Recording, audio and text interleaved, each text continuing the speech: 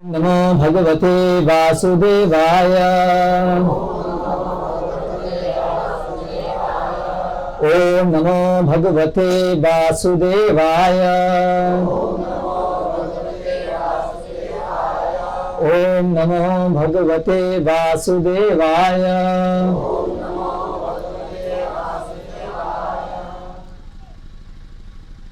आज दूसरे सत्र में हम पढ़ने जा रहे हैं श्रीमद् भगवद गीता यथारूप के 13वें अध्याय से, जिसका शीर्षक है प्रकृति, पुरुष और चेतना। श्लोक संख्या 21। भगवान श्री कृष्ण इन वचनों को अर्जुन से कह रहे हैं। कार्य कारण कर्तृत्वे हेतु प्रकृतिरुच्यते, पुरुषः सुख दुःखानां भोक्तृत्व हेतुरुच्यते। अनुवाद एवं तात्पर्य। कृष्ण कृपा मूर्ति श्री श्रीमद् ऐसी भक्ति वेदांत स्वामी प्रभुपाद इस्कॉन के संस्थापक आचार्य जी के द्वारा प्रकृति समस्त भौतिक कारणों तथा कार्यों यानी परिणामों की हेतु कही जाती है, और जीव यानी पुरुष इस संसार में विविध सुख दुख के भोग का कारण कहा जाता है। तात्पर्य, जीवों में शरीर तथा इंद्रियों की विभिन्न अभिव्यक्तियां प्रकृति के कारण हैं। कुल मिलाकर 84 लाख भिन्न भिन्न योनियां हैं, और ये सब प्रकृतिजन्य हैं, यानी प्रकृति के द्वारा बनाई गई हैं। जीव के विभिन्न इंद्रिय सुखों से ये योनियां मिलती हैं, जो इस प्रकार इस शरीर या उस शरीर में रहने की इच्छा करता है। अर्थात हम जो जीव हैं, हमारी जिस प्रकार की इच्छाएं होती हैं उसके अनुसार भगवान प्रकृति के माध्यम से हमें 84 लाख योनियों के रूप में अलग अलग शरीर प्रदान करते हैं, जिससे हम अपनी इच्छाओं की पूर्ति कर सकें। जब उसे विभिन्न शरीर प्राप्त होते हैं तो वह विभिन्न प्रकार के सुख तथा दुख भोगता है। जैसा शरीर है उसके अनुसार उसके सुख या दुख उसको भोगने होते हैं, हमें भोगने होते हैं। उसके भौतिक सुख दुख उसके शरीर के कारण होते हैं, स्वयं उसके कारण नहीं। उसकी मूल अवस्था में भोग में कोई संदेह नहीं रहता। अर्थात जो जीव की स्वाभाविक स्थिति है वो हमेशा से परम आनंद की स्थिति है। वो स्थिति है भगवान की सेवा की स्थिति। अतः वही उसकी वास्तविक स्थिति है। वह प्रकृति पर प्रभुत्व जताने के लिए भौतिक जगत में आता है। तो जीव इस भौतिक जगत में क्यों आता है वो बताया है। प्रकृति पर प्रभुत्व जताने के लिए, प्रकृति को भोग करने के लिए, प्राकृतिक से सब संसार में भोग करने के इच्छा के कारण हम इस भौतिक जगत में आते हैं। वैकुंठ लोक में ऐसी कोई वस्तु नहीं होती। जो हमारा वास्तविक घर है वैकुंठ जगत, वहाँ पर भोग करना, वहाँ पर भोगता है श्री कृष्ण, और सब इस बात को जानते हैं, और सब जानते हैं कि हम भगवान के सेवक हैं और भगवान के लिए सब प्रकार की भोग सामग्री भगवान को देते हैं, और इसी संबंध में हम स्वतः संतुष्ट रहते हैं, परम आनंद में रहते हैं। इसलिए वैकुंठ जगत में ऐसी कोई चीज़ नहीं है कि वहाँ जीव भोग करने का प्रयास करे। वहाँ केवल भगवान की सेवा करने का ही कार्य होता है।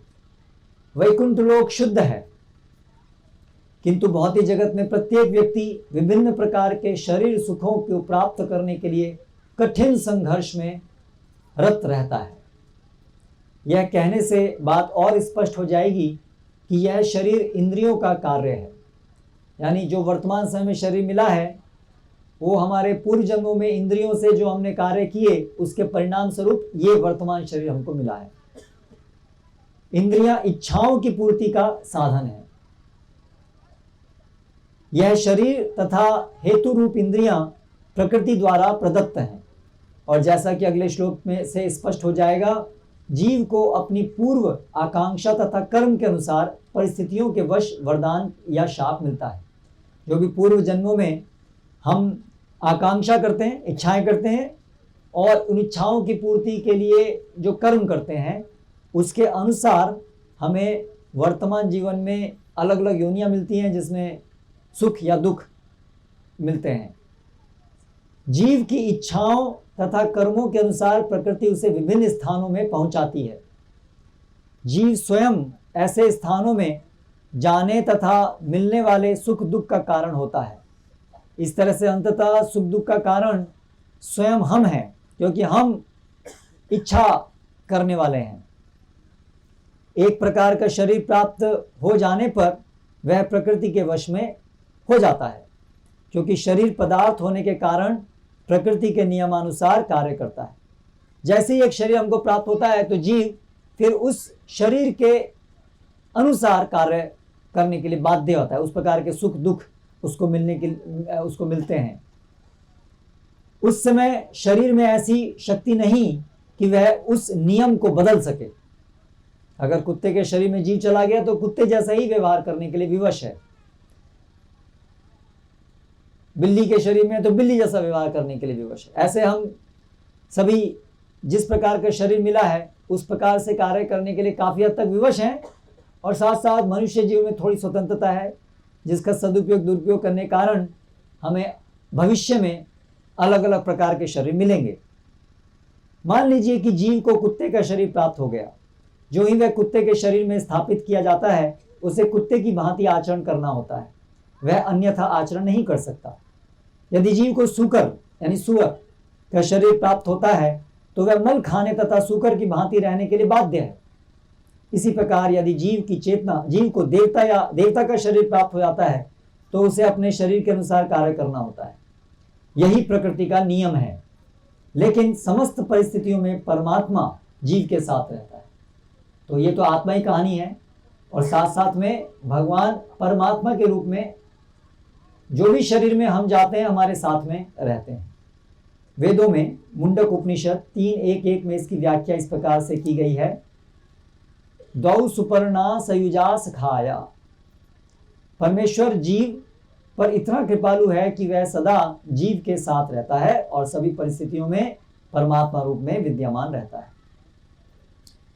ओम ज्ञानतिमिरान्धस्य ज्ञानञ्जनशलाकया चक्षुरुन्मिलितं येन तस्मै श्रीगुरवे नमः। श्रीचैतन्यमनोभीष्टं स्थापितं येन भूतले स्वयं रूप कदा मह्यं ददाति स्वपदान्तिकं वन्देऽहं श्रीगुरोः श्रीतः पदकमलं श्रीगुरून् वैष्णवांश्च श्रीरूपं साग्रजातं सहगण रघुनाथान्वितान्तं सजीवं साद्वैतं सावधूतं परिजनसहितं कृष्णचैतन्यदेवं श्रीराधा कृष्णपादान् सहगण ललिता श्रीविशाखान्वितांश्च।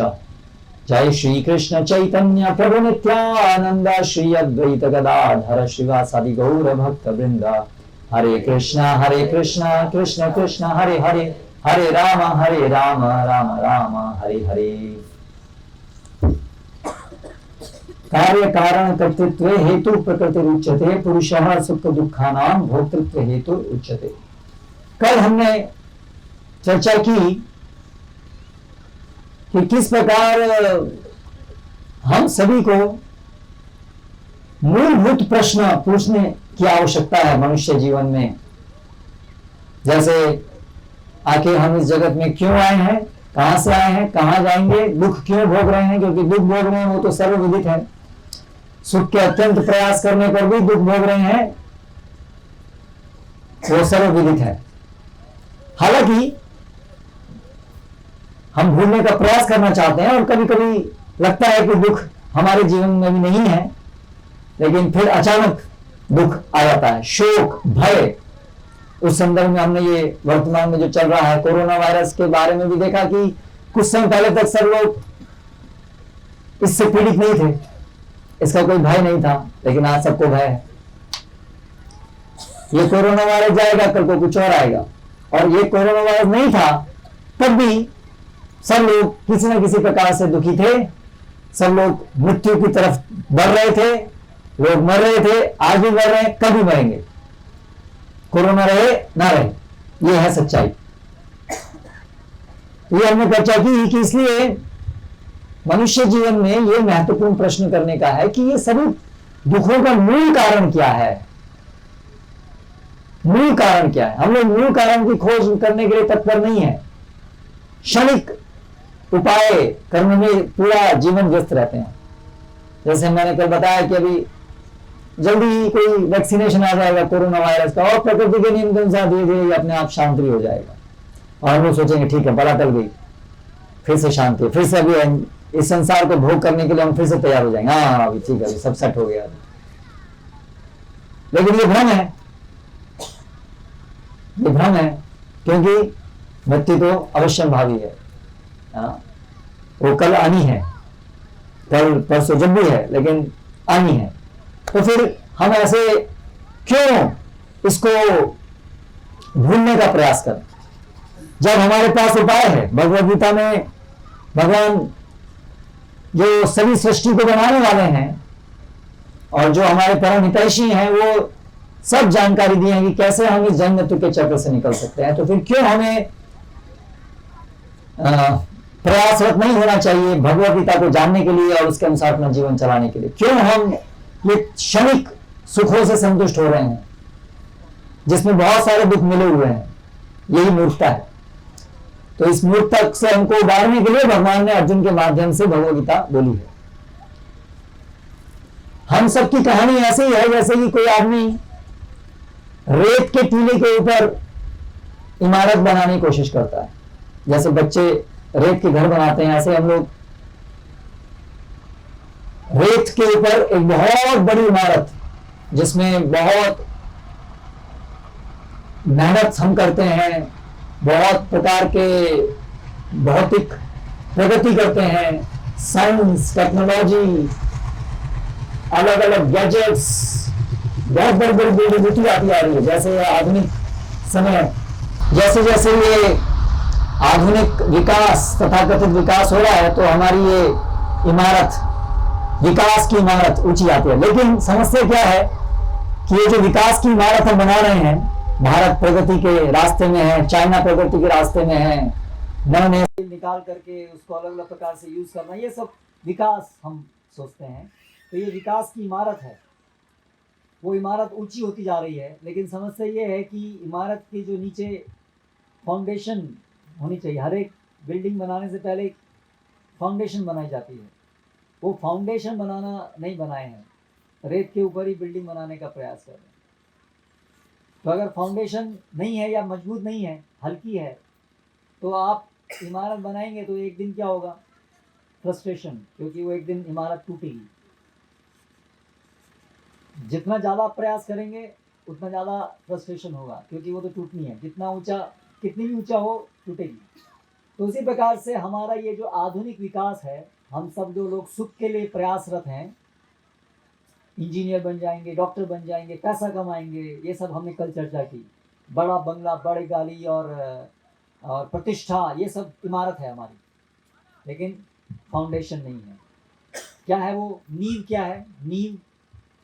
नींव है ये आधारभूत समझ कि आखिर हम कौन हैं, ये जगत में हम क्यों आए हैं, ये जगत किस लिए बनाया गया है।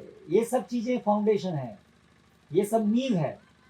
ये जानकारी के बिना कि वास्तव में हम कौन हैं, तो हम अपने कैसे जानेंगे हमारा सुख किसमें है, दुख से निकलने का हमें क्या उपाय है, ये कैसे जानेंगे यदि हम जानते ही नहीं कि हम कौन हैं? करेक्ट। तो ये हमारा हाल है। आप सोचिए, जरा विचार करके देखिए, हम लोग क्या कर रहे हैं। इमारत बनाए जा रहे हैं, नींव रखी नहीं है, इमारत बनाने के ऊपर तुले हुए हैं। इससे बड़ा मूर्ख और किसको बोलेंगे? बोलेंगे कि नहीं बोलेंगे? जो व्यक्ति नींव के ऊपर ध्यान नहीं देता है और बस बिल्डिंग बनाया जा रहा है ऊपर, तो उसको मूर्ख बोलेंगे। उसी बिल्डिंग को बनाते बनाते उसी बिल्डिंग के नीचे दब के मर जाएगा। तो हम लोग ऐसे ही मर रहे हैं अपने ही क्रियाकलापों के नीचे। अब ये देखिए, कोरोना वायरस तो कहाँ से आया, तो अलग अलग कहानियाँ हैं, लेकिन थ्योरीज चल रही हैं। तो मांसाहार करना और इस सबसे, कहीं से जानवरों से, बैट के अंदर, चमगादड़ के अंदर कहीं ये वायरस होते हैं, वहाँ से फिर मनुष्य के अंदर आ गया। इससे पहले HIV आया था, अभी भी है, गोरिल्ला से। तो इस प्रकार से हम बहुत सारी समस्याएं तो हम ही क्रिएट किए हैं ना। अभी प्रदूषण की समस्या है, ग्लोबल वार्मिंग, यानी धीरे धीरे पूरा तापमान बढ़ रहा है, ग्लेशियर पिघल रहे हैं, पानी का स्तर ऊपर आ रहा है, क्लाइमेट्स पूरे चेंज हो रहे हैं, बारिश का कोई ठिकाना नहीं है। ये सब के कारण हम हैं। तो ये क्या, अपनी बिल्डिंग बनाई, बिल्डिंग के नीचे हम लोग दब के मर रहे हैं, क्योंकि बिल्डिंग तो क्रैक हो रही है, टूटेगी और टूट रही है। तो हम अपनी आंखों के सामने देख रहे हैं एक्चुअली ये सोसाइटी को टूटते हुए। परिवार टूट रहे हैं, पति पत्नी साथ नहीं रह सकते हैं, बच्चे माता पिता की बात नहीं मानते हैं, लड़ाई झगड़ा होता है, बच्चों को कैसे सही रास्ते पर रखें ये बहुत बड़ा हेडेक है। ये सब आंखों के सामने हम देख रहे हैं, पूरा समाज कैसे भ्रष्ट और विध्वंस के रास्ते में है। कारण क्या है? नींव हमने नहीं डाली है और बिल्डिंग बनाने चले हैं। तो इसलिए ये भगवत गीता हमें वो नींव देगी जिसके आधार पर हम फिर सही प्रकार से अपने जीवन को मार्ग दिखा सकेंगे। तो आज हम चर्चा कर रहे हैं कि वो क्या है नींव, ये सब प्रश्नों के उत्तर क्या हैं जो हमने प्रश्न किए। कल जाना कि प्रश्न करने चाहिए, प्रश्नों का उत्तर ढूंढना चाहिए, और फिर भगवद गीता में भगवान स्वयं इन प्रश्नों का उत्तर दे रहे हैं, क्योंकि भगवान ही एकमात्र व्यक्ति हैं जो इन प्रश्नों का सटीक उत्तर दे सकते हैं, क्योंकि वही इस सृष्टि को बनाने वाले हैं, वही हम सबके परम पिता हैं, वो सभी के आदि हैं, इसी को भगवान कहते हैं। तो इससे वही वास्तव में सही प्रकार से इन प्रश्नों के उत्तर दे सकते हैं। बाकी आप और मैं बैठ कर के अपने मन से कुछ ना कुछ सोच सकते हैं, जैसे कि वैज्ञानिक गण पिछले 200 साल से सोच रहे हैं, प्रयास कर रहे हैं जानने का कि सृष्टि ये कैसे बनी। अभी तक भी इनको कोई क्लू नहीं है कि सृष्टि कैसे बनी। बहुत सारी थ्योरीज हैं, थ्योरी मतलब वाद हैं, विचार हैं, लेकिन तथ्य नहीं है। तथ्य अब नहीं पता है, जीवन क्या है उनको ये भी नहीं पता है। कुछ समय पहले एक बहुत बड़े वैज्ञानिक हैं श्रोडिंगर, तो व्हाट इज लाइफ ऐसा करके उन्होंने एक लिखा, और कुछ साल पहले 10-15 साल पहले साइंस मैगजीन है, एक बहुत प्रसिद्ध, बहुत ही साइंटिस्ट लेवल पर वो मैगजीन पढ़ी जाती है। तो साइंटिस्ट के सामने प्रमुख 10 प्रश्न आज के यानी कि वर्तमान समय के, तो उसमें एक प्रश्न है जीवन क्या है, सृष्टि कैसे आई है। तो ये 200 साल से प्रश्न अभी भी खड़े हुए हैं सामने। और जीवन का उद्देश्य क्या है, ये तो प्रश्न अभी करना भी शुरू नहीं किए वो लोग अभी, क्योंकि जीवन है क्या ये नहीं पता, तो जीवन किस लिए है ये तो प्रश्न अभी तो दिमाग में भी नहीं आया उनको, अभी यहाँ तक तो पहुंचे नहीं है। लेकिन हमारे लिए ये प्रश्न बहुत महत्वपूर्ण है। साइंटिस्ट लोग बोल सकते हैं अभी हम एक्सपेरिमेंट कर रहे हैं, 200 साल हुए हैं अभी और थोड़ा बस अभी आने वाला है, अभी पता लगा लिए, नज़दीकी है, अभी थोड़े से हम बता देंगे आपको कि सृष्टि कैसे आई। लेकिन ऐसा कहते कि 2 साल निकल गए और हमारा जीवन शेष हो गया, तो फिर उसके बाद में वो पता लगाएंगे नहीं लगाएंगे, उससे हमें क्या लाभ होगा? हम तो अज्ञानता में चले जाएंगे। तो इसलिए क्या हम ऐसे पोस्ट डेटेड चेक के सहारे जिएंगे? तो इसलिए अगर हम बुद्धिमान हैं तो हमें तो इसी जीवन में जानने का प्रयास करना चाहिए। मुझे भी पता भी जानना है, नहीं तो मेरा जीवन तो खत्म हो जाएगा, फिर क्या लाभ होगा मुझे? तो इसलिए जो व्यक्ति थोड़ा सा भी सोबर है, बुद्धिमान है, थोड़ा विचार करते हैं, विवेकपूर्ण है, विवेकपूर्ण, ये भी बहुत दुर्लभ चीज हो गई आजकल, विवेक होना। विशेष रूप से जब से स्मार्टफोन आए हैं तब से लोग विवेकहीन हो गए हैं, सोचना बंद कर दिए हैं। उनको सब कुछ पका पकाया मिलता है, क्या विचार करना है वही पका पकाया मिलता है, खुद कुछ नहीं करना है, वो सब बताया गया है, क्या सोचना है क्या नहीं सोचना है सब गूगल गुरु बताता है। बस आपको चलते जाना है सीधे से पीछे पीछे। जब बच्चा छोटा होता है तब से उसको पकड़ लेता है ये सब गूगल, और वहाँ से लेकर के उसको शमशान तक ले आता है।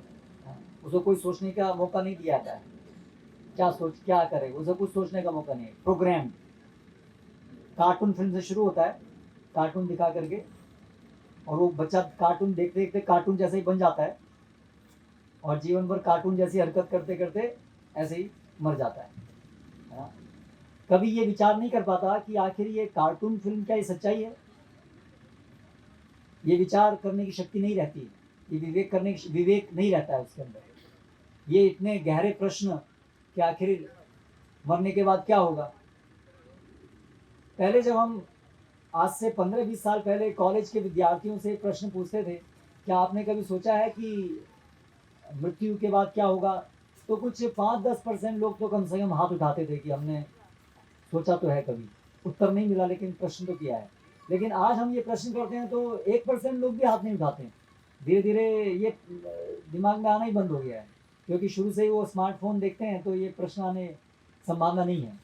कार्टून फिल्म को देखते देखते जो बच्चे बड़े होंगे, उनसे हम कैसे अपेक्षा करेंगे कि वो ऐसे गंभीर बातें सोचेंगे, जीवन के विषय में गंभीर बनेंगे? किसी चीज़ के बारे में गंभीर नहीं है, किसी चीज़ के बारे में गंभीर नहीं है, क्योंकि कार्टून फिल्म ऐसे ही है, उसमें कोई गंभीरता नहीं है, खेल है। पूरा जीवन ऐसे ही खेल खेल में निकल जाता है। जैसे मैं अभी कुछ दिन पहले बता रहा था, बड़ा आश्चर्य होता है, 50 साल की उम्र वाले लोग, 60 साल की उम्र वाले लोग ट्रेन में कहीं पर भी आप देखेंगे तो लूडो, सांप सीढ़ी, ताश खेल रहे हैं। 60 साल हो गए उनको, अभी तक भी सामने मृत्यु अभी आए खड़ी हो गई है, फिर भी उनको ये प्रश्न नहीं आ रहा है कि आखिर हम मरने वाले हैं, ये कहाँ जाएंगे, ये प्रश्न तब तक भी नहीं आया उनके दिमाग में। बच्चे जैसी बुद्धि है उनकी, केवल शरीर बड़ा हुआ, बूढ़ा हुआ, लेकिन चेतना तो अभी भी वो बच्चे जैसी है।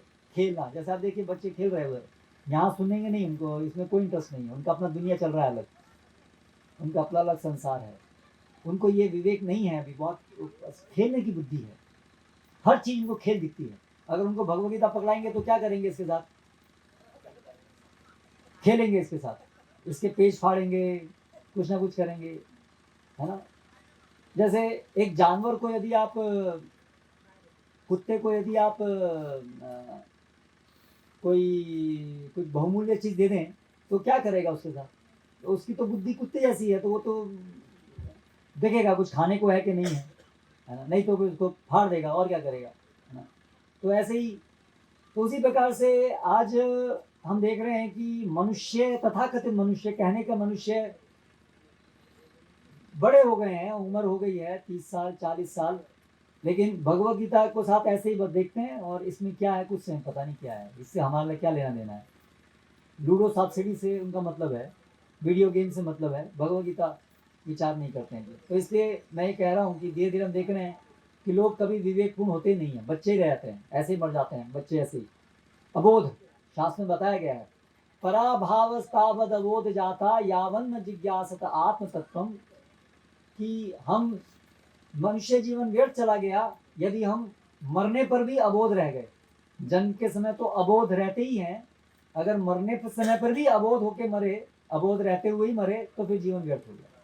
क्योंकि मनुष्य जीवन है कि मरने से पहले हमें बुद्धि आ जानी चाहिए, ये सब प्रश्नों के उत्तर हो जाने चाहिए, भगवान के साथ संबंध स्थापित हो जाना चाहिए, जिससे कि जन्म मृत्यु के चक्र में नहीं फंसना पड़े, इससे हम बाहर निकल जाने चाहिए, ये होना चाहिए। इसको कहेंगे सक्सेसफुल लाइफ, मनुष्य जीवन सक्सेस, नहीं तो जीवन व्यर्थ है। तो आजकल किस व्यक्ति, कितने % लोग हैं जिनको मरने के समय में ये भी पता है कि आखिर वो कौन है? नहीं पता है, 99% लोगों को नहीं पता। पूछिए किससे जाकर के, पता है कौन है भगवान, आप यहाँ क्यों आए हैं, दुख क्यों हो रहे हैं, नित्य जीवन कहाँ है, इसके मृत्यु के बाद क्या होगा, बस ये प्रश्न पूछिए, मृत्यु के बाद क्या होगा, कुछ जानकारी नहीं।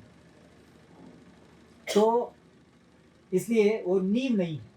तो भगवद गीता में वो सब हमारे जीवन में वो महत्वपूर्ण चीजें बताई हैं, इसीलिए भगवद गीता नित्य रूप से पढ़ना चाहिए। भगवान क्या कहते हैं भगवद गीता में, सरल रूप में, हम सार रूप में बताएंगे।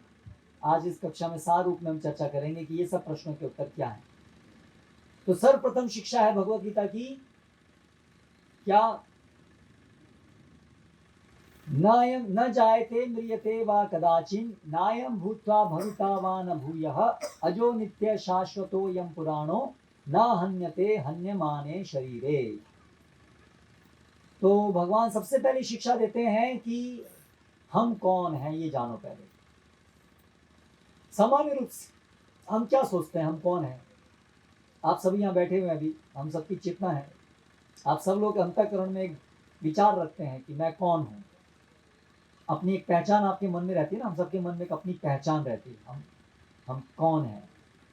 तो सामान्य रूप से जो हमारी पहचान होती है वो क्या होती है? शरीर के अनुसार हमारी पहचान होती है। मैं स्त्री हूँ, मैं पुरुष हूँ, मैं इस गांव का रहने वाला हूँ, मेरा जन्म इस तारीख को हुआ था, करेक्ट? ऐसे हम अपनी पहचान बनाते हैं ना। आपकी उम्र कितनी है, बोलेंगे हाँ मेरी उम्र 20 साल या 30 साल। तो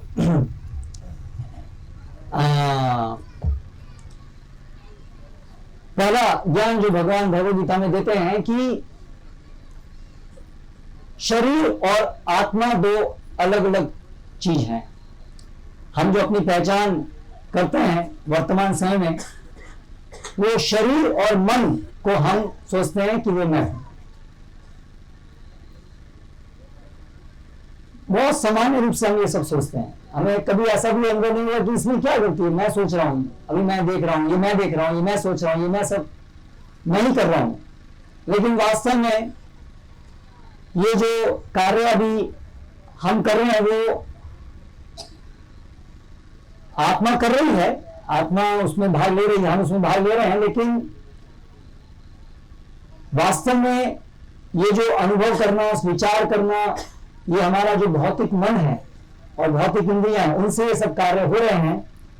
और आत्मा इन कार्यों को अपना कार्य मान रही है, अपनी पहचान इनके साथ कर रही है कि ये मैं हूं, ये शरीर मैं हूं, ये मन मैं हूं। और शरीर और मन के फिर जो भी कार्य है वो उसको अपना कार्य मान लेता है। लेकिन वास्तव में हम लगभग सोए हुए हैं। आत्मा जो है, हम सभी जो है वर्तमान समय में लगभग सोए हुए हैं। हमारी स्थिति ऐसी ही है जैसे कि हम सपने में, हमारा क्या होता है, हम जब सो जाते हैं तो सपने में भी हम एक्टिव रहते हैं ना। सपने में भी हम कुछ कार्य करते हैं, कुछ अनुभव भी करते हैं, कुछ क्रिया भी करते हैं, देखते हैं, सब कुछ करते हैं। लेकिन वो वास्तव में हमारे अपने कार्य नहीं होते हैं। वो सपने में जो एक व्यक्तित्व बनता है, हम अपनी पहचान उससे कर लेते हैं। मान लीजिए कोई सपना देख रहा है कि मैं ट्रैफिक में फंसा हुआ हूं, तो वो जो आत्मा है उस समय वो ट्रैफिक में फंसे हुए व्यक्ति ये मैं हूं ऐसा मानती है, और उसी के अनुसार पूरा अनुभव भी होता है। उसी प्रकार हम सब कुछ देखते हैं, क्रिया करते हैं। लेकिन जैसे ही सपना टूटता है तो तुरंत हमें एक एहसास होता है कि एक्चुअली वो जो मैं सोच रहा था कि मैं हूं, वो तो मैं नहीं हूं, वो तो सपना था, वो मेरी वास्तविक पहचान नहीं थी। वो तो मिथ्या रूप से मैं सोचा था कि मैं वो सपने वाला व्यक्ति हूं, लेकिन मैं तो यहां हूं, ये मेरे इससे कोई संबंध नहीं है। आप सब लोगों ने अनुभव किया इस बात को। हम लगभग हर रात को सपना देखते हैं, और हर सपने में ऐसे होता है। हम सपने में कई बार तो अपना गला खुद कटा हुआ भी देखते हैं, अपने को मरा हुआ भी देखते हैं सपने में। बड़ा विचित्र होता है सपने में, नहीं? तो ऐसे सपने हम देखते हैं, और सुबह उठते हमको एहसास होता है कि ये सपना था। लेकिन जब तक सपना देख रहे थे तब तक हमको नहीं पता होता है कि ये सपना है। तब तक हम क्या सोचते हैं, यही सच्चाई है, बिल्कुल सच्चाई मानते हैं। सच्चाई के अनुसार पूरा अनुभव भी होता है। अगर कोई भयानक भयावह सपना दिखता है तो डरते हैं, रोते भी हैं, है ना, पसीना भी निकल जाता है, पूरा अनुभव करते हैं, बिल्कुल जैसा सच्चाई है। ठीक है, तो उसी प्रकार से दिन के समय में भी हम एक और सपना देख रहे हैं। ये हमारा पूरा जो जीवन है, आत्मा के लिए ये एक बड़ा सपना है। जैसे रात को हम एक सपना देखते हैं जो थोड़े समय के लिए रहता है, वास्तव में एक जो हमारा जीवन है, मान लीजिए अभी हमारा मनुष्य जीवन है, तो ये पूरा एक जीवन एक सपना है जो दिन में हम देखते हैं, वो एक पूरा सपना है। और जब शरीर छोड़ करके दूसरे शरीर में जाएंगे तो दूसरा सपना शुरू हो जाएगा। फिर वो उसके एक अवधि तक रहेगा, जब तक वो सूक्ष्म शरीर उस शरीर में रहेगा, स्थूल शरीर में, तब तक वो सपना चलेगा। फिर दूसरे शरीर में जाएंगे, फिर एक और नया सपना शुरू होगा। हर सपने में हम क्या कर रहे हैं, अपने को जो भी हमें एक स्थूल शरीर मिलता है, मन के माध्यम से उस मन को और उस शरीर को अपना मान करके अपनी पहचान उससे कर लेते हैं। और फिर शरीर और मन के अंदर क्रियाएं होती हैं, उसको हम सोचते हैं ये मेरी क्रियाएं हैं। वो जो भी अनुभव करता है उसको सोचते हैं ये मेरा ही अनुभव है, ये मैं ही सुख दुख भोग रहा हूं। ऐसे जैसे सपने में देख रहे हैं कि शेर पीछे भाग रहा है तो डर लग रहा है, क्योंकि मैंने पहचान कर ली है सपने वाले उस व्यक्ति से कि ये मैं हूं। तो उसी प्रकार से दुनिया में डर रहे हैं कोरोना वायरस से। तो कोरोना वायरस किसको अटैक कर रहा है? हमको अटैक कर रहा है, हमको अटैक कर रहा है नहीं। कोरोना वायरस आत्मा को अटैक नहीं कर सकता है, कोरोना वायरस हमें कुछ नहीं कर सकता है। लेकिन हम में से कितने लोगों को एक विश्वास है, क्योंकि हमने अपनी पूरी पहचान की हुई है शरीर से। तो कोरोना वायरस का जो क्षेत्र है वो केवल इस स्थूल शरीर तक ही सीमित है, लेकिन हम पूरी तरह से विश्वस्त हैं कि ये शरीर ही ना हो, क्योंकि सपने में है, एक बड़े सपने में। अभी यहां पर जानवर भी हैं इसी समय में भी, उनको कोरोना वायरस का भय नहीं है, उनका दूसरा सपना चल रहा है, इसलिए उनको ये भय नहीं। जैसे एक ही कमरे में दो लोग सो रहे हैं, तो एक सपना देख रहा है उसमें शेर पीछे भागा है, दूसरा व्यक्ति सपना देख रहा है वो राजा बन गया है। तो एक ही कमरे में हैं, दो लोग, दो सपने चल रहे हैं, तो एक को डर लग रहा है, एक को बहुत आनंद आ रहा है ना। तो ऐसे ही जगत में सबके अलग अलग सपने चल रहे हैं। तो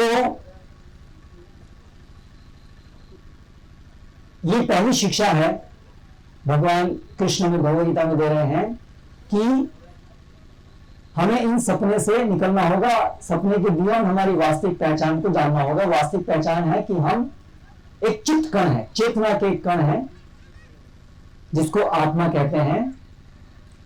उसकी उपस्थिति के कारण ही ये सपना आ रहा है। मृत शरीर को सपना आता है? नहीं आता। जब तक हमारे जब तक शरीर में जब तक ये प्राण है तब तक ही सपने आते हैं ना, उसके बाद सपने नहीं आते हैं ना। तो इसी प्रकार से जब तक शरीर के अंदर आत्मा है तब तक हम ये एक सपना, दिन का सपना देख रहे हैं।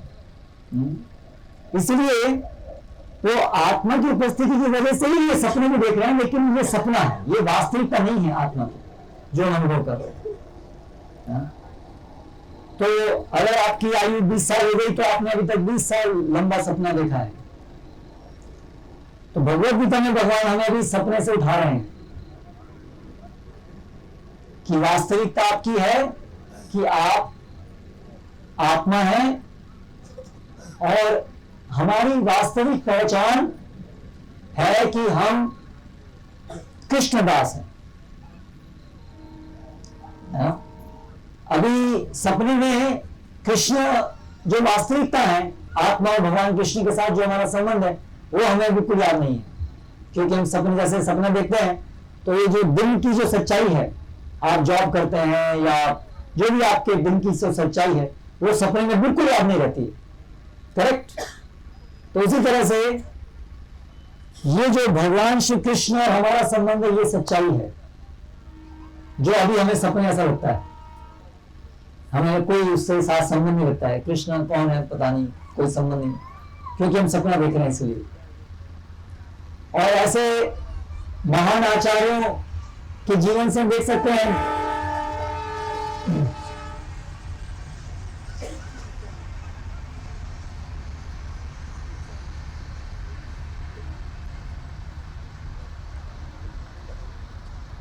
जो पूरी तरह सपने से जाग चुके हैं। ऐसे महान भक्तों के जीवन को हम देखें तो हमेशा उनकी चेतना में पूरी तरह से कृष्ण सेवा रहती है। वो पूरा सचेत रहते हैं कि कृष्ण है, हम कृष्ण के दास हैं, और उनका हर क्षण भगवान की सेवा में जाता है, हमेशा भगवान के चिंतन में आता है। वो इस जगत में रहते हैं, लेकिन रहते भी उनका हर कार्य, उनका हर सोच कृष्ण सेवा के अनुसार होता है। वो हर क्षण अनुभव करते हैं कि हम कृष्ण के साथ हैं, हम कृष्ण की सेवा कर रहे हैं। वो कृष्ण की उपस्थिति को हर क्षण पूर्ण रूप से अनुभव कर पाते हैं। तो ये उदाहरण है कि वो सपने से बाहर निकल गए, वास्तविकता में आ गए, जग गए, जगे हुए हैं, है ना। इसलिए उनके पदचिन्हों पर हमें चल करके हमें इसी प्रकार से जगना है। इसको कहते हैं कृष्ण भावना। ये जो आंदोलन का नाम है कृष्ण भावनामृत, ये अमृत के समान है ये भावना, कृष्ण भावना। ये है हमारी स्वाभाविक भावना, स्वाभाविक चेतना, सच्चाई, जागृत अवस्था, जिसमें हम कृष्ण के साथ हमारा संबंध स्थापित हो जाएगा। तो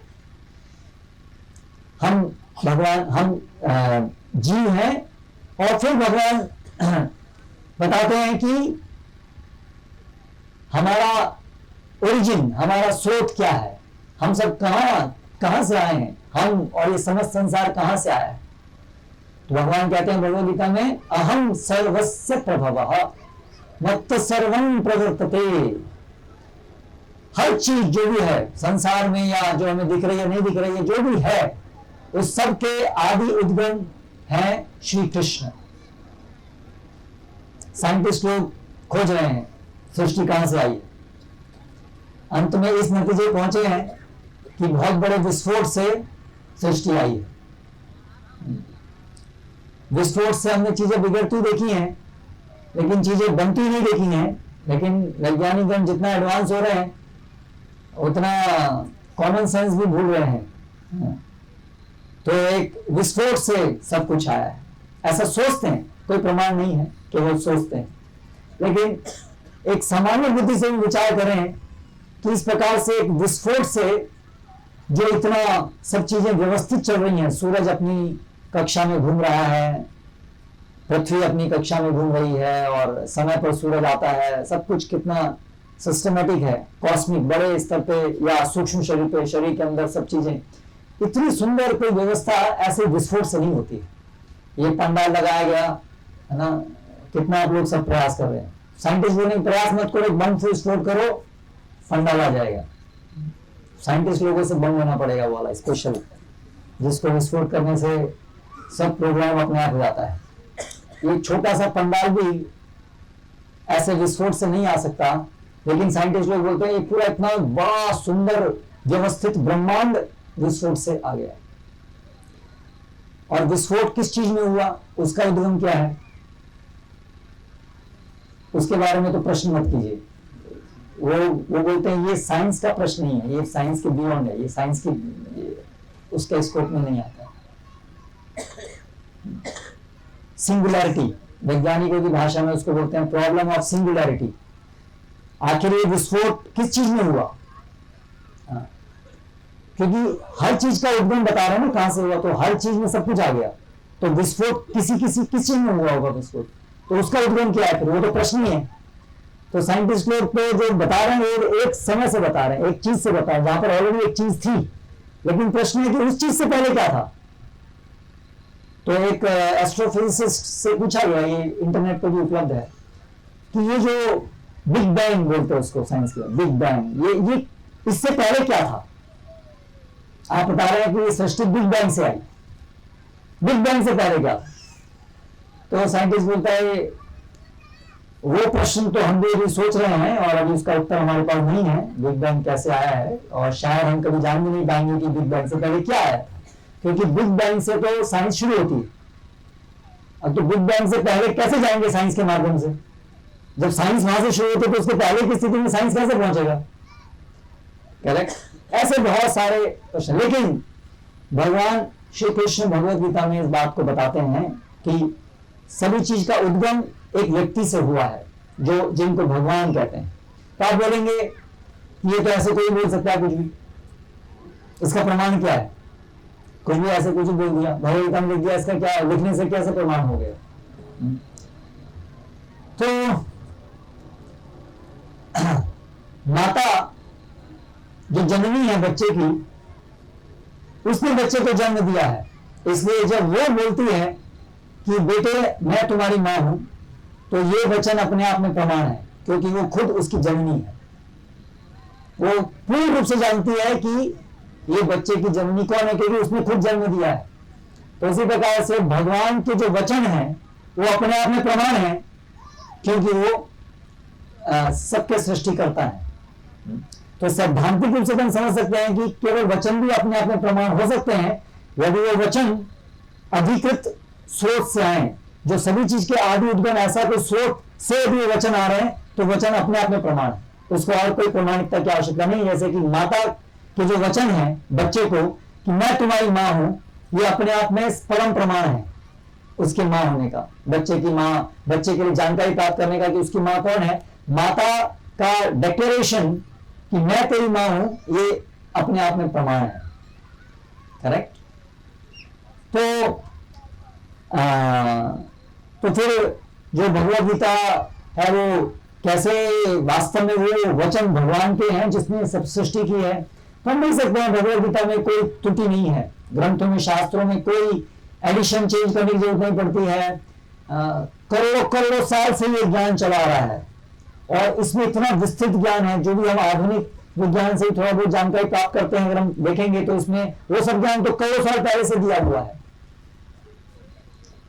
आज आधुनिक साइंस में हम लोग मैथमेटिक्स में बहुत सारी चीज करते हैं, इमेजिनरी फिगर होती है, आई होती है, बहुत सारी चीजें हैं, वो सब शास्त्रों में पहले से वर्णित है। गर्भ के अंदर कैसे बच्चे का विकास होता है, पहले दिन क्या होता है, दूसरे दिन क्या होता है, वो सब पहले से वर्णित है, बिना अल्ट्रासोनोग्राफी के वर्णित है। ऐसे हजारों चीजें हैं, अगर आप थोड़ा सा गहराई में जाएंगे शास्त्र देखेंगे वो सब ज्ञान है। तो इसका मतलब विज्ञान से परे ये एक विज्ञान है और सटीक है, इसलिए इसका जो स्रोत होना चाहिए वो भी सटीक होना चाहिए। साइंटिस्ट लोग क्योंकि मनुष्य है, साधारण मनुष्य है, इसलिए जो भी बात बोलते हैं, जो भी ज्ञान देते हैं, उसको वो परफेक्ट नहीं होता है, उसको बदलने की जरूरत पड़ती रहती है, यानी वो गलत सिद्ध हो जाता है। इससे फिर नई थ्योरी आती है, फिर वो भी गलत सिद्ध हो जाती है, फिर और कुछ नया आता है। लेकिन ये शास्त्रों में ऐसा नहीं होता है। तो इससे हम कुछ हद तक समझ सकते हैं, इनडायरेक्टली हम समझ सकते हैं कि ये कोई सामान्य व्यक्ति के द्वारा दिया गया ज्ञान तो नहीं हो सकता। फिर धीरे धीरे जैसे जैसे हम भगवद गीता का अनुसरण अपने जीवन में करेंगे, उस पद्धति को अपनाएंगे भगवान को देखने की, भगवान को समझने की, तो हम खुद साक्षात भगवान को अपने जीवन में अनुभव कर पाएंगे, उनके साथ हमारा तालमेल, उनके साथ बात, सब कुछ। तो फिर और कोई प्रमाण की आवश्यकता नहीं है, क्योंकि हम साक्षात भगवान को के सानिध्य में आ सकते हैं।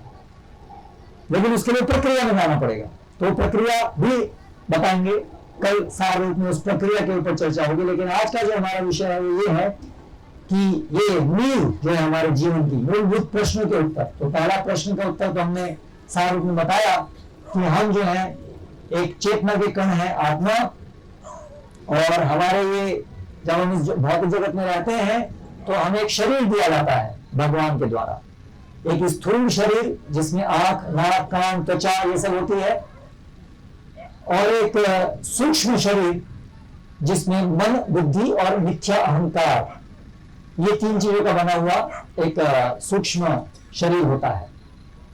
इसके माध्यम से आत्मा इस भौतिक जगत के साथ तालमेल करती है, विषयों के साथ।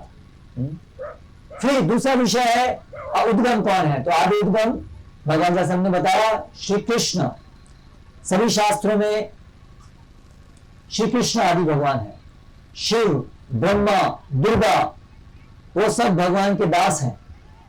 अहम आदिर ही देवानाम महर्षि नाम च सर्वशः, भगवान श्री कृष्ण भगवद गीता में बताते हैं, और केवल भगवद गीता में नहीं है, अर्जुन बताते हैं परम ब्रह्म परम धाम पवित्रम परमं भवान पुरुषम शाश्वतम दिव्यम आदि देवम अजम विभुम। हे कृष्ण, आप आदि देव हैं, असित देवल व्यास, बड़े बड़े ऋषिगण, व्यास ऋषि, नारद, असित, देवल, व्यास, ये सभी ऋषिगण एक मत से स्वीकार करते हैं ईश्वर परम कृष्ण। शिव जी स्वयं उद्घोषणा करते हैं कि आराधना नाम सर्वेशाम विष्णु आराधनम परम।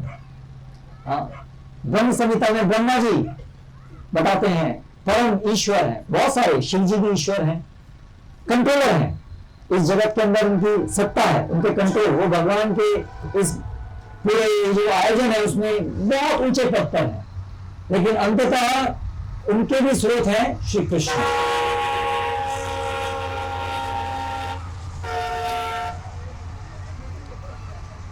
और ब्रह्म संहिता में ब्रह्मा जी बताते हैं सबके विषय में, देवी, दुर्गा देवी, छाये वयस्य विघ्नानि विभर्ति दुर्गा, वो भगवान की इच्छानुरूप यस्य, भगवान की इच्छा के अनुसार इस सृष्टि का के अंदर वो का संचालन करती हैं, शिव और दुर्गा। सही बात है, शिव जी और दुर्गा वो इस संसार के अंदर हम सबको उत्पत्ति कराने वाले हैं, लेकिन उनको सब शक्ति गोविंदनादि पुरुषम यहां से प्राप्त होती है। तो इसलिए ये सब वचनों के द्वारा हम समझ सकते हैं, आचार्य के द्वारा हम समझ सकते हैं, शास्त्रों के द्वारा हम समझ सकते हैं कि परम ईश्वर जन्मादि जो सभी के आदि स्रोत है वो है श्री कृष्ण। हमारा भगवान के साथ क्या संबंध है? भगवान भगवद गीता बताते हैं, ममई वंशो जीव लोके जीव भूता सनातन। सभी जीव मेरे अंश हैं, हम सब भगवान की एक शक्ति है, भगवान की एक प्रकार की शक्ति है, बस इसलिए भगवान के अंश हैं। कैसे हम इस भौतिक जगत में आए हैं? भौतिक जगत में आए हैं इच्छा द्वेष समुत्थेना। भगवान को भूलने की इच्छा करने के कारण, भगवान की सेवा ना करने की इच्छा के कारण, भगवान की सेवा ना करके खुद भगवान बनना, खुद भोक्ता बनने की इच्छा, दुर्इच्छा, गलत इच्छा करने के कारण हम इस भौतिक जगत में आए हैं। देखिए कितने सरल तरीके से हम इन सब तथ्यों को जान सकते हैं जिसको वैज्ञानिक 200 साल के बाद भी नहीं जानते हैं। बस एक भगवत गीता को पढ़ लेने से संसार में जितनी भी यूनिवर्सिटीज हैं, जितनी लाइब्रेरीज हैं, उसके अंदर जितना अनुसंधान करके जो भी प्राप्त किया गया है, उससे कहीं अधिक ज्ञान आपको केवल एक भगवत गीता के अंदर से प्राप्त हो सकता है। फिर भी हम नहीं पढ़ते, ये हमारा दुर्भाग्य है ना।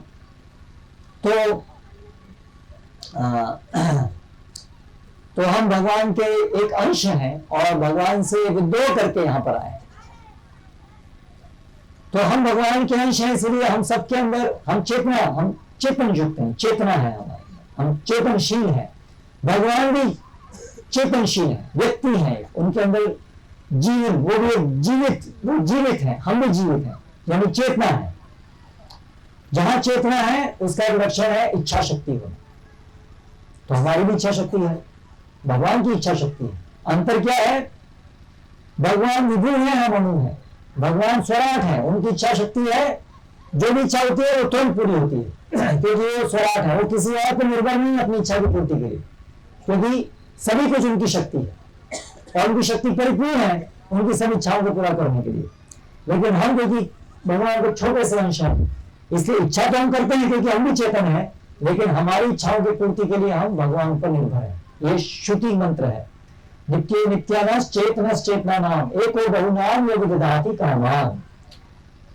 हम अनेक जीव उस परम जीव परमात्मा भगवान के ऊपर आश्रित है।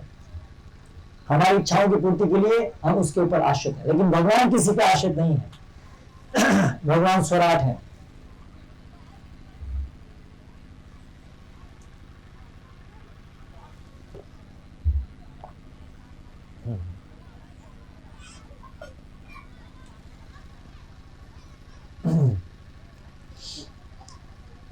तो कैसे हम भगवान को भूल गए? क्यों भूल गए? क्योंकि हमारी स्वतंत्र इच्छा शक्ति का दुरुपयोग किए। हम सेवक नहीं रहना चाहते थे, हम खुद भोग करना चाहते थे। ये संभव है क्योंकि हमारी स्वतंत्रता है। जैसे कोई कंपनी के अंदर नौकर है तो उसकी इच्छा कर सकते हैं मैं मालिक क्यों नहीं बनूं। आजकल सबकी इच्छा ऐसी होती है। तो उसी प्रकार से हम सब जो लाए हैं ऐसी हमने इच्छा की है। कब की है? इस भौतिक जगत में आने से पहले की बात है, जो समय के दायरे के बाहर है, इसे उसको हम ट्रेस नहीं कर सकते हैं कब की है, लेकिन बहुत बहुत समय पहले की है। और ये बहुत समय क्या है? हम तो दिखते हैं ना, तो बहुत समय भी कुछ नहीं है, एक ऐसे चुटकी ऐसा है, लेकिन ऐसे हमने कभी इच्छा की है जिसके कारण हमें भगवान ने यहां भेजा है, हमारे लिए सृष्टि का निर्माण किया है।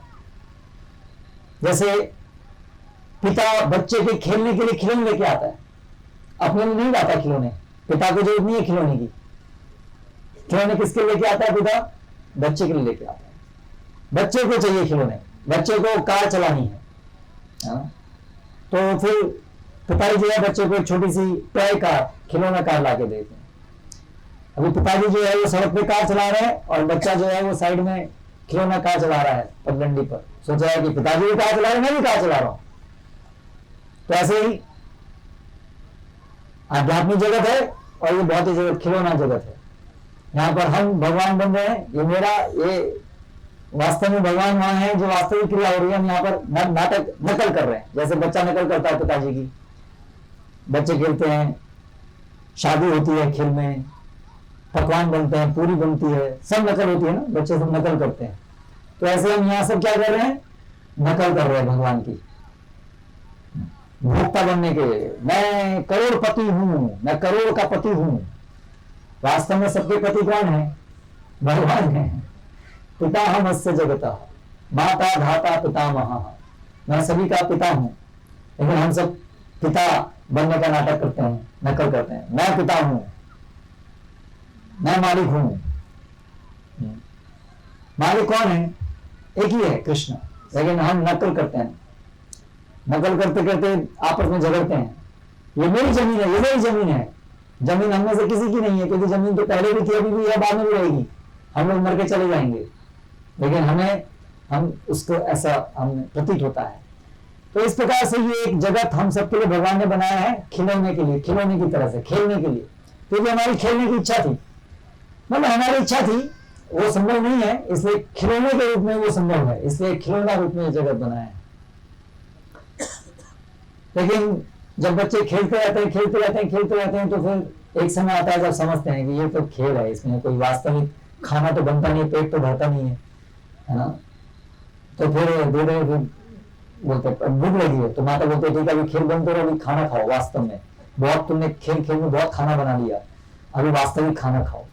तो इससे जब हमारी बुद्धि ठिकाने आएगी, जब हम बताएंगे भगवान बहुत खेल हो गया, अभी खेल नहीं खेलना है, अभी आप वास्तविकता में आपकी शरण में जाना है, तो फिर भगवान ने ठीक है अभी आ जाओ।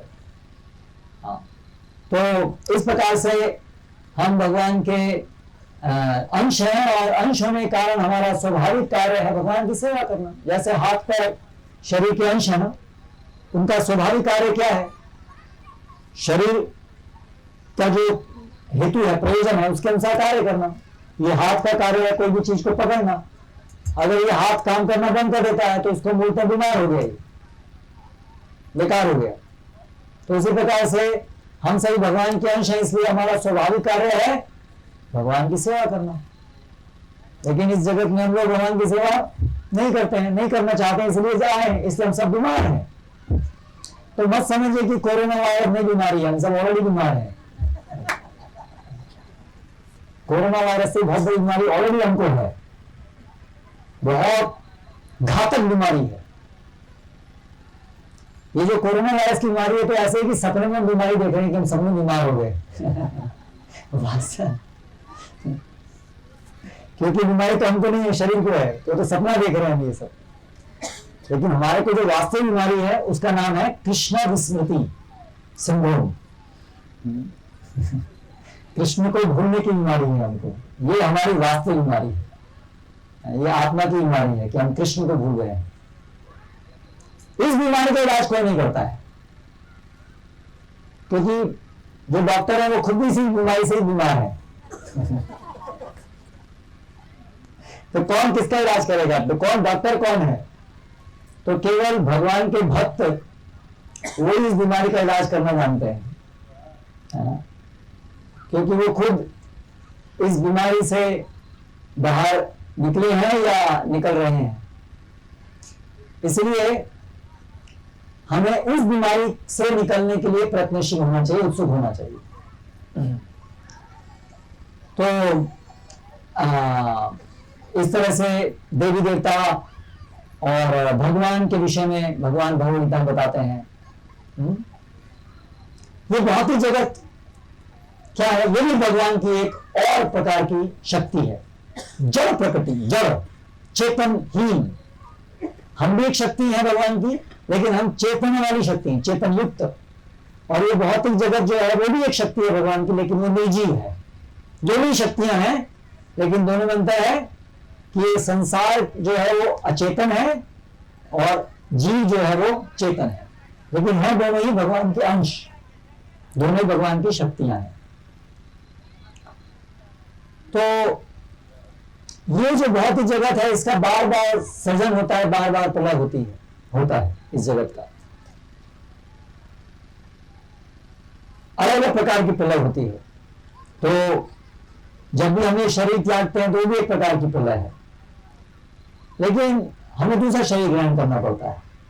जब तक हम अज्ञानता में रहते हैं तब तक, जब तक हम जो हमारी प्राइमरी डिजीज है, मुख्य कृष्ण विस्मृति सिंड्रोम, जब तक उसका हमारा इलाज नहीं होता, जब तक कृष्ण का स्मरण, कृष्ण की दास्यता को हम लोग दोबारा स्वीकार नहीं करते हैं, जब तक हमें कृष्ण के साथ हमारा संबंध का की स्फूर्ति नहीं होती है, तब तक हम जन्म मृत्यु के चक्र में फंसे रहते हैं। जब कृष्ण के साथ हमारा संबंध पूर्ण रूप से स्थापित हो जाता है तो फिर ये जन्म मृत्यु का चक्र खत्म। माम उपेत्य तो कौन्तेय पुनर्जन्म न विद्यते। भगवान कहते हैं कि जो मेरे पास आता है, जो अंत काले च मामेव स्मरण मुक्त्वा कलेवरम यह प्रयाति स्वमद्भावं याति नात्यत्र संशयः। जो मेरे स्मरण करता है, जो मेरा भक्त बन जाता है, जिसका चित्त हमेशा मुझ में रहता है, वो इस शरीर को त्याग के एक और शरीर ग्रहण नहीं करता है। उसको जो उसका स्वाभाविक शरीर है, चिन्मय देह, आध्यात्मिक रूप, जो अभी भी हम सबका है लेकिन अभी ढका हुआ है स्थूल शरीर से, जड़ शरीर से, तो वो जड़ शरीर हमेशा के लिए खत्म हो जाता है और फिर जो ओरिजिनल मूल जो हमारा सबका स्वरूप है, आध्यात्मिक स्वरूप, वो फिर प्रकट होता है और उससे फिर हम आध्यात्मिक जगत में वापस अपने घर जाते हैं। तो ये भौतिक जगत में हम फंसे हुए हैं और अलग अलग प्रकार का शरीर मिलता है।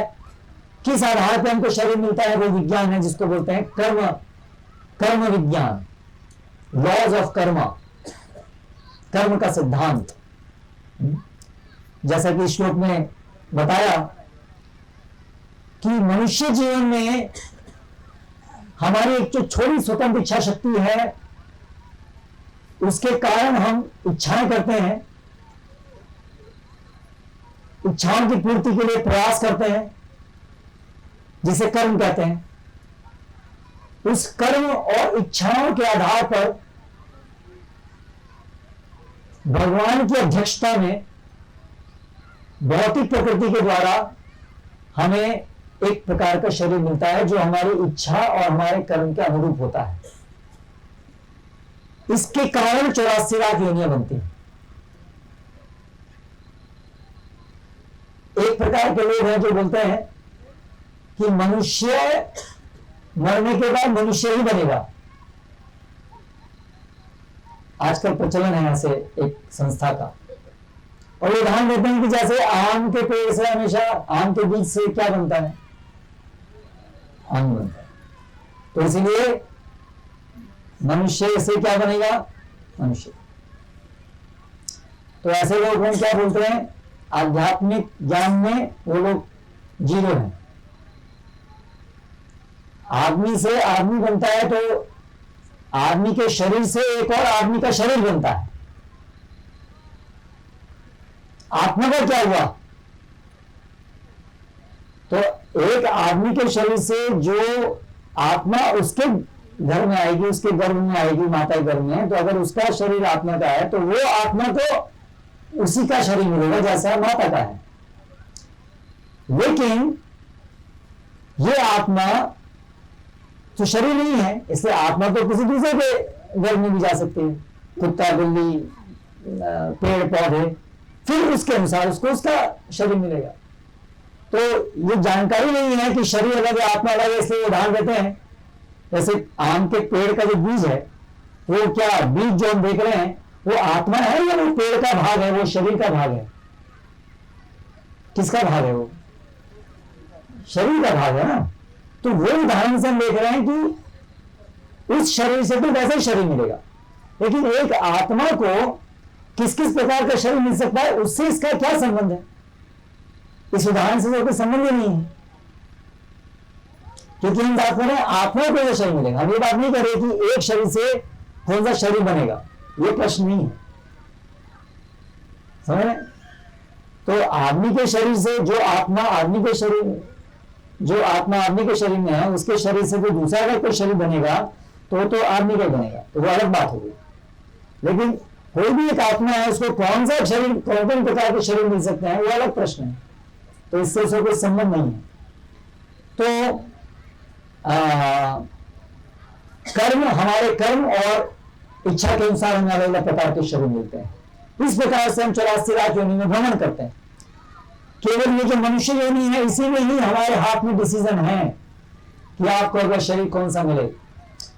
अन्य योनियों में कोई स्वतंत्रता नहीं। अन्य योनियों में हम जो मनुष्य योनि में कर्म करते हैं उसी का भुगतान 84 बाकी सारी योनियों में उसी का भुगतान करते हैं। बाकी सब केवल भोग की योनियां हैं।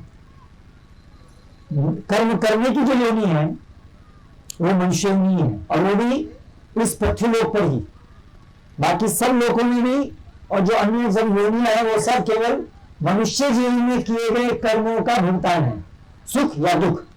जैसे ही मनुष्य जीवन में कर्म किया है शास्त्रों के अनुसार, भगवान की इच्छा के अनुसार, पुण्य या पाप, उसके अनुसार बाकी सारी योनियां वो केवल उसका भुगतान मात्र है।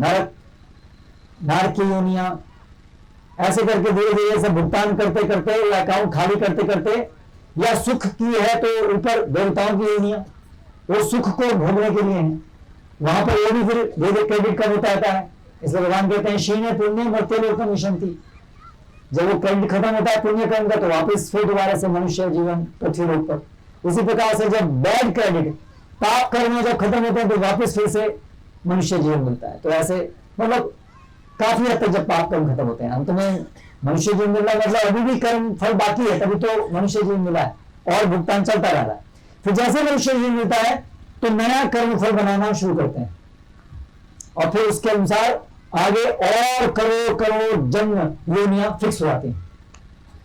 तो आप सोचिए ये एक मनुष्य जीवन में हम जो अभी मिला है 50 साल 60 साल, इसमें हम जो करेंगे उससे हमारा आगे आने वाला एक जीवन नहीं, अगर अज्ञानतावश कर्म करते रहेंगे तो लाखों लाखों योनियां फिक्स हो जाएंगी।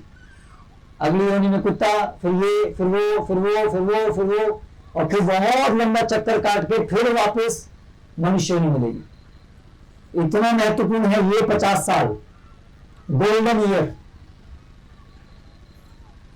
ये 50-60 साल इतने महत्वपूर्ण।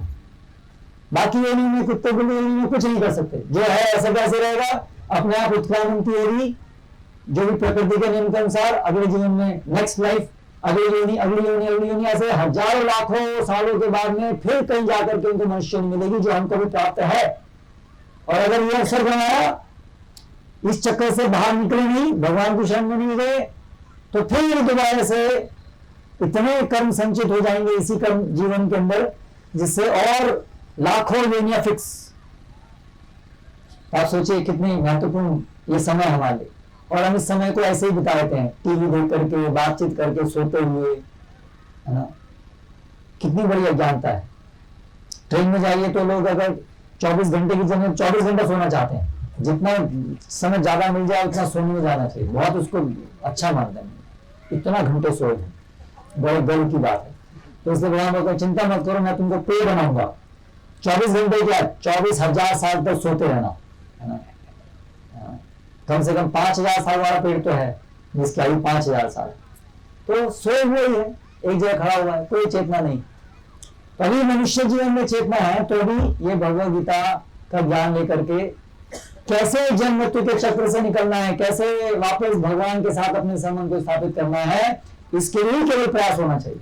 बाकी कर्मफल के अनुसार सुख दुख तो आएगा जाएगा, उसके लिए थोड़ा प्रयास आवश्यक है, पर वो तो कोई प्राथमिक चीज नहीं है हमारे जीवन की। लेकिन आप देखिए हम तो जीवन प्राथमिक रूप से उसी के लिए कर रहे हैं, तो ये अज्ञानता कहलाती है।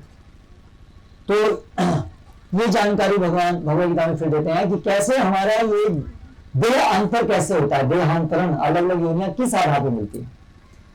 तो मनुष्य जीवन जंक्शन है, ट्रेन का जंक्शन होता है ना, स्टेशन जंक्शन, जहां से अलग अलग डायरेक्शन में ट्रेन जा सकती है। ऐसे ही मनुष्य जीवन में अलग अलग हमारे पास अवसर है, जंक्शन है। क्या क्या अवसर है, या तो आप पुण्य करेंगे तो स्वर्ग में जा सकते हैं, हिंदू क्रिश्चियन मुसलमान सब जगह पुण्य करने का, जो भी धार्मिक होते हैं पुण्य करते हैं। सबका पुण्य कर्म करने के बाद क्या प्रयोजन, क्या हेतु है, लक्ष्य क्या है, स्वर्ग, हेवन, जन्नत। नाम अलग अलग है, हेतु एक ही है, ठीक है। तो वो है पुण्य कर्म करने के पीछे हेतु। तो या तो हम स्वर्ग जा सकते हैं यदि उसके अनुसार भगवान के निर्देश के अनुसार अगर जो पुण्य, जो स्वर्ग जाने के लिए रास्ता है उसको अपनाएंगे तो वहां जा सकते हैं। दूसरा रास्ता क्या है? नरक जा सकते हैं। तीसरा, वापस दोबारा मनुष्य योनि में भी जन्म ले सकते हैं। तो सत्वगुण, रजोगुण, तमोगुण, ये तीनों गुण का अनुशीलन करने के अनुसार अलग अलग ऊपर, नीचे या बीच में वापस जन्म हो सकता है। लेकिन इसके अलग, इसके उपरांत, इसके अलावा एक और गंतव्य संभव है मनुष्य जीवन में, जो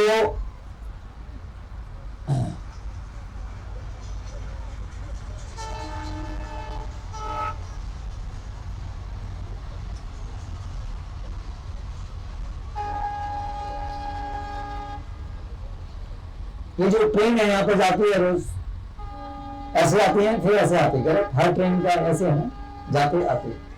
इसको भगवद गीता में बताते हैं गतागतम काम कामा लभन्ते। ऐसे हम लोग ऊपर नीचे स्वर्ग नरक ऐसे जाते जा रहे हैं।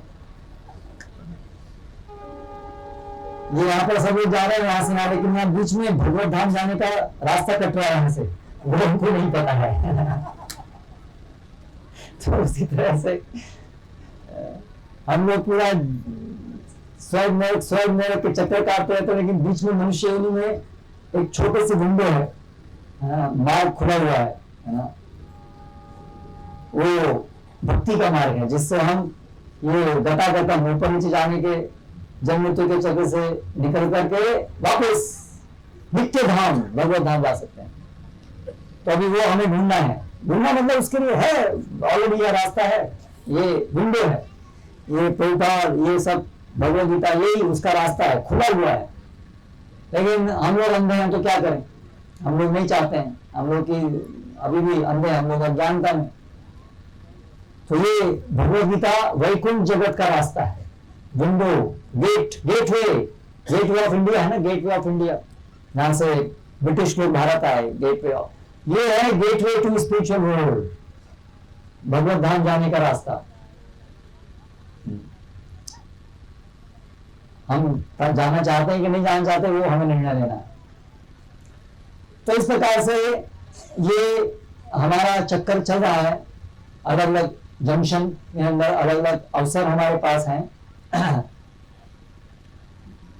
तो ये सब प्राथमिक विज्ञान भगवान भगवद गीता में बहुत सरल भाषा में बताए हैं। अभी ये सब आधारभूत जानकारी प्राप्त करने के बाद अगला प्रश्न उठता है कि कैसे, क्या प्रक्रिया, भगवद गीता में क्या मार्ग बताया है, कैसे हम स्मृति को वापस लाएंगे, कैसे ये भगवान के साथ जो हमारा संबंध हम भूल गए हैं, कैसे उसको पुनर्जागृत करेंगे। भूल गए हैं पूरी तरह से इस भौतिक जगत में भोग करने की वृत्ति में पूरा डूबे हुए हैं, और इसलिए सुख दुख के इस मिथ्या स्वप्न में खोए हुए हैं। तो कैसे उस सपने से बाहर निकलेंगे? तो ये स्वप्न से बाहर निकलने के मार्ग का चर्चा कल सार रूप में किया जाएगा। पद्धति क्या है, भगवद गीता का मर्म, संदेश, अल्टीमेटली ये करना है। भक्ति, उसका मतलब क्या है, कैसे करना है, वर्तमान समय में कैसे करना है, गृहस्थी में रहते कैसे करना है, सबके लिए वो ज्ञान उपलब्ध है। कल उसके ऊपर हम विशेष रूप से चर्चा करेंगे। लेकिन आज यहां पर समाप्त करते हैं कि ये महान ज्ञान भगवद गीता का है। इसे प्रतिज्ञा लेनी चाहिए कि हमें हर दिन भगवद गीता हमें पढ़नी है, नहीं तो हमारा जीवन व्यर्थ है। एक नियम बनाइए, जीवन में कुछ समय निकालिए। कई लोग बोलते हैं हमारे पास समय नहीं है। इसका क्या अर्थ है समय नहीं है? समय तो सबके पास 24 घंटे ही है। आपके पास समय नहीं है, दूसरे के पास है, इसका मतलब क्या है? समय नहीं है मतलब मैं समय देना नहीं चाहता, यह अर्थ है समय नहीं है। मेरे जीवन में भगवद गीता पढ़ने से ज्यादा महत्वपूर्ण मुझे और चीज लगती है, इसलिए मैं अपना 24 घंटा वहां देना चाहता हूं। बात तो यही है ना, बाकी सबके पास यही है, 24 घंटे ही है। तो इसलिए प्रश्न नहीं है कि समय है कि नहीं है, बात यह है कि हम अभी उसके महत्व को नहीं समझे। मुझे लगता है कि मेरे जीवन में भगवद गीता का इतना महत्व नहीं, भगवद गीता से महत्वपूर्ण और चीजें हैं, उसी को करने में मेरा 24 घंटा चल जाता है, इसलिए मुझे भगवद गीता के समय नहीं है, यह अर्थ है। तो लेकिन विचार कीजिए कि अगर भगवद गीता हमने नहीं जानी तो हमने बाकी जो कुछ भी किया उससे सुख तो मिलने वाला है नहीं, तो फिर फायदा क्या हुआ आपके 24 घंटे में जो भी आपने हमने कुछ किया। वो तो गारंटी है फ्रस्ट्रेशन, निराशा की गारंटी है उससे। अगर आप भगवान को नहीं जाने, भगवद गीता के अनुसार अपने जीवन नहीं बिताया और बहुत एक इंद्रिय भोग में रहे तो निराशा ही निराशा है। अभी भी वही अलग अलग प्रकार के सपने में सुख दुख का चलता रहेगा और एक दिन ऐसे अज्ञानता में मर जाएंगे, विफल हो जाएगा। तो इस नोट के साथ में हम समाप्त करते हैं कि अपने इस मनुष्य जीवन को आप लोग ऐसे व्यर्थ हमें नहीं गंवाना चाहिए, गंभीर होना चाहिए, फिर उससे भी काम नहीं चलेगा।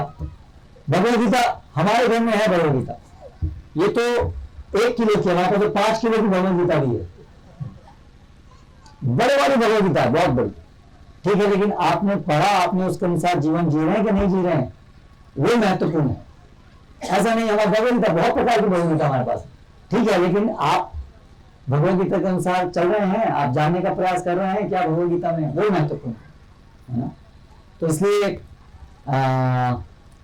प्रतिज्ञा लीजिए, अगर इस कार्यक्रम में आने के बाद में आप में से आप सब लोग कम से कम ये प्रतिज्ञा लेते हैं कि हम एक नियम बनाएंगे अपने जीवन में भगवद गीता को पढ़ने का, तो हम समझेंगे कि यह आयोजन सफल हुआ। इसमें इतने लोगों ने प्रयास कर रहे हैं, इतना सब आयोजन कई दिन से लगे हुए हैं, उसका एक ही हेतु है केवल, और हमें कोई अपेक्षा नहीं है आपसे।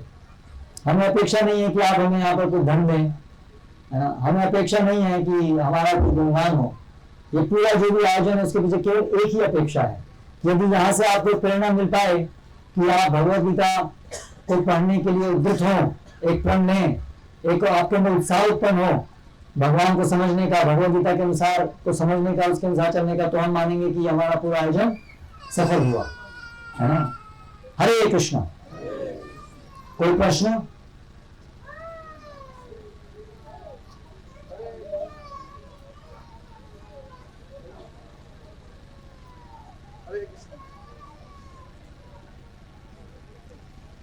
प्रश्न?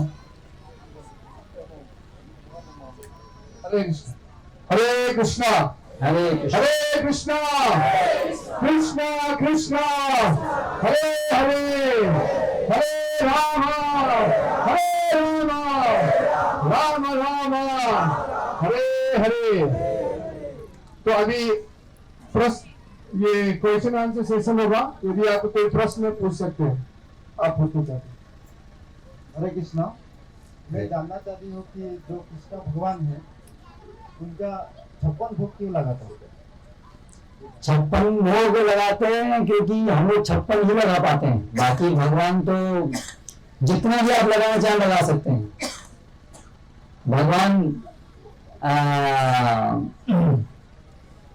अनंत ग्राही है, तो भगवान अनंत है, तो हमारी कैपेसिटी कुछ कम है, इसलिए हम 56 लगाते हैं, बस। बाकी ऐसा नहीं है कि कोई 56 ही लगाना है, आप और ज्यादा लगाइए भगवान, और भगवान को समर्पित होइए और सेवा कीजिए, सेवा कोई लिमिट नहीं है, इसलिए कुछ ना कुछ तो लगाना होगा। 56 नहीं लगाएंगे, जो भी लगाएंगे कुछ ना कुछ करना है, बात ये है, बाकी वो महत्वपूर्ण नहीं है। महत्वपूर्ण है कि हमें अधिक से अधिक भगवान की सेवा करनी है, जितनी आपकी क्षमता है उतना कीजिए। हरे कृष्णा। और किसको पूछना? हरे कृष्णा गुरु जी, आपने बताया कि बच्चे अभी लूडो खेलते हैं, गेम खेलते हैं, तो बच्चे भी बड़े खेलते हैं, टीचर भी खेलते हैं, तो स्टूडेंट को रोक नहीं पाते वो लोग। तो हम लोग जब हर गाँव में भागवत हफ्ते हफ्ते भागवत हम लोग भागवत लगता रहता है, गीता का प्रोग्राम कहीं नहीं होता है, तो हम लोग जब प्रचार करते हैं, हम लोग गीता का प्रोग्राम कर रहे हैं, तो वो लोग बोलते हैं ये तो हरे कृष्णा का है, ये गीता हरे कृष्णा का है, तो ये कृष्ण अलग है क्या है? हरे कृष्णा का कृष्ण है, इसके बारे में कुछ समझा? हाँ, तो ये इस्कॉन एक अलग धर्म है, ऐसा कुछ प्रचार है ना। इस्कॉन एक अलग धर्म है, कृष्ण भी अलग है। किससे अलग है? हरे कृष्णा में कृष्ण, उनके कृष्ण से हरे कृष्णा अलग है, तो सही बात है, काफी अलग है हमारा कृष्ण उनसे, गलत नहीं है, करेक्ट। उनका कृष्ण है जो हमारी सारी भौतिक इच्छाओं को पूरा करने वाला, जिसकी हम पूजा करते हैं, बदले में वो हमें भौतिक सुख प्रदान करता है। लेकिन इस्कॉन का जो कृष्णा है वो है जो हमें कृष्ण प्रेम प्रदान करता है। तो ये अंतर है। तो वास्तव में कृष्ण तो कृष्ण ही है, लेकिन कृष्ण को हम अपनी समझ के अनुसार समझ सकते हैं, समझ पाते हैं। करेक्ट। तो सामान्य रूप से जो कृष्ण के पास जाते हैं वो तो कृष्ण को पूरी तरह नहीं समझ पाते हैं। करेक्ट। जैसे एक कैदी है, तो वो या कोई पागल व्यक्ति है, तो वो मोदी को देखकर ये क्या समझेगा, ये भी कोई एक और व्यक्ति है, या मेरे जैसा एक और पागल है, ऐसे ही कुछ समझेगा। और वही मोदी को एक भारत का एक नागरिक भी समझ रहा है, उससे भी ज्यादा उसको उसके घर में जो उसके रिलेटिव है वो समझ रहे हैं। तो कृष्ण को अलग अलग व्यक्ति अलग अलग स्तर पर समझ पाते हैं। इससे भगवान बताते हैं ये यथा मां प्रपद्यन्ते तां तथैव भजाम्यहम्। तो जो यशोदा या जो गोपियां जो कृष्ण को समझी हैं, वो भगवान कृष्ण को सबसे सही प्रकार से समझी। इससे भगवान व्रज के अंदर जो भगवान के भक्त हैं, भगवान के वो अपने उनका अपना संबंध सबसे प्रगाढ़ रहा है। तो ये इस्कॉन की जो कृष्ण की समझ है वो उन ब्रजवासियों की समझ के अनुसार, जबकि एक सामान्य व्यक्ति की कृष्ण की समझ तो एक देवी देवता बहुत सारे हैं, उसमें से एक कृष्ण भी है, ऐसी है। और कर्म कांड करना है, उसमें पूजा करनी, जन्माष्टमी में कृष्ण की पूजा होनी चाहिए, दुर्गा पूजा में दुर्गा और शिवरात्रि में शिव जी की, ऐसे सब अलग होता है। तो वो उनकी समझ है। तो इसलिए वो सही कह रहे हैं कि ये इस्कॉन का कृष्ण अलग है, क्योंकि इस्कॉन की जो समझ है कृष्ण की वो शुद्ध भक्ति की समझ है। लेकिन ये जानना उनको चाहिए कि उनके लिए भी वही समझ आने से उनका जीवन सफल होगा। जो वर्तमान समझ है वो कृष्ण की पूर्ण समझ नहीं है। इससे पूर्ण समझ है भगवद गीता यथारूप के अनुसार। तो इसलिए इसके अनुसार वो समझ होनी चाहिए। इसके भगवद गीता यथारूप शास्त्र भागवतम जो पाठ कर रहे हैं, उस भागवतम के अंदर जो समझ है टॉप मोस्ट स्तर पे, वो समझ है जो इस्कॉन की समझ है। ठीक है। हरे कृष्ण। हरे कृष्ण। आपका भी कुछ प्रश्न है? कुछ। हरे कृष्णा। हरे कृष्ण। ये जो भागवत गीता है, भगवत गीता है, वो भगवत गीता जो इसका राइटर है व्यासदेव। हाँ, उसको लिखित रूप दिया व्यासदेव जी ने। तो वो द्वापर युग में महाभारत का युद्ध हुआ था। हाँ। तो इस दौरान श्री कृष्ण ने अर्जुन द्वारा पूछे गए सवालों के जवाब दिया था। हाँ। तो भागवत गीता जो व्यासदेव तो द्वापर युग में तो नहीं होंगे, तो वो भगवत गीता जो अभी कलयुग में, मतलब किस व्यासदेव जी द्वापर युग में क्यों नहीं होंगे? मतलब भगवत गीता जो अभी आया कहाँ से? नहीं, भगवत गीता कहीं से भी, दूसरा प्रश्न है। पर व्यासदेव जी द्वापर युग में क्यों नहीं होंगे? आपने कहा ना व्यासदेव द्वापर युग में तो नहीं होंगे, तो आप क्या आपको लगता है व्यासदेव जी कब थे? मुझे तो लगता है कलयुग में। तो फिर आपको जानने की आवश्यकता है कि व्यासदेव जी भगवान के अवतार हैं, जो विशेष रूप से शास्त्रों को संकलित करने के लिए कलयुग, द्वापर और कलयुग की संध्या में आते हैं, जहां पर वो देखते हैं कि कलयुग में भविष्य में क्या क्या आने वाला है, और इसलिए शास्त्रों को लिखित रूप देते हैं। तो ये जो भगवत गीता है, ये संवाद किसके बीच में हो रहा है? अर्जुन और कृष्ण के बीच में। ये संवाद को कौन सुन रहे हैं? धृतराष्ट्र सुन रहे हैं। किसके माध्यम सुन रहे हैं? संजय के माध्यम सुन रहे हैं। ठीक है। तो संजय कौन है? व्यासदेव जी के शिष्य हैं। तो फिर व्यासदेव जी उस समय हुए कि नहीं हुए? तो क्योंकि उनके शिष्य है, ये भगवत गीता धृतराष्ट्र को सुना रहे हैं। ठीक है। और व्यासदेव जी जैसे ऋषिगण, तो उनके भविष्य में भी क्या क्या होगा वो भी लिखा है शास्त्रों में। क्योंकि वो जो महान ऋषि होते हैं वो त्रिकालदर्शी बोलते हैं उनको। वो भूत, वर्तमान, भविष्य तीनों को जान पाते हैं। हाँ? तो जैसे वाल्मीकि ऋषि हैं, तो वाल्मीकि ऋषि ने तो रामायण भगवान राम के आने से पहले ये रामायण लिख दिया है। त्रिकालदर्शी, वो भगवान की शक्ति के कारण भगवान की लीलाओं को जो होने वाली हैं उनको देख सकते हैं, क्योंकि भगवान की लीलाएं ये चक्र में बार बार आती हैं। ऐसा नहीं कि कृष्ण द्वापर में आए केवल, भगवान कृष्ण तो हर बार ब्रह्मा के दिन में एक बार आते हैं। इसलिए हम भागवत में देखते हैं सतयुग में भी श्री कृष्ण की पूजा होती थी। कृष्ण द्वापर में है लेकिन सतयुग में भी कृष्ण मंत्र है। तो इसलिए कृष्ण राम ये सब भगवान अलग अलग समय से आते हैं, जैसे कि सूरज बार बार आता है लेकिन सूरज नित्य है। इसलिए जो जानकार है वो जानते हैं कृष्ण नित्य हैं, प्रकट होते हैं हमारे सामने बार बार, लेकिन वो नित्य हैं। तो उसी प्रकार से जो ये भगवद गीता ग्रंथ है ये भगवान की नित्य लीलाएं हैं, और इसको संकलित किया व्यासदेव जी ने। व्यासदेव जी उस समय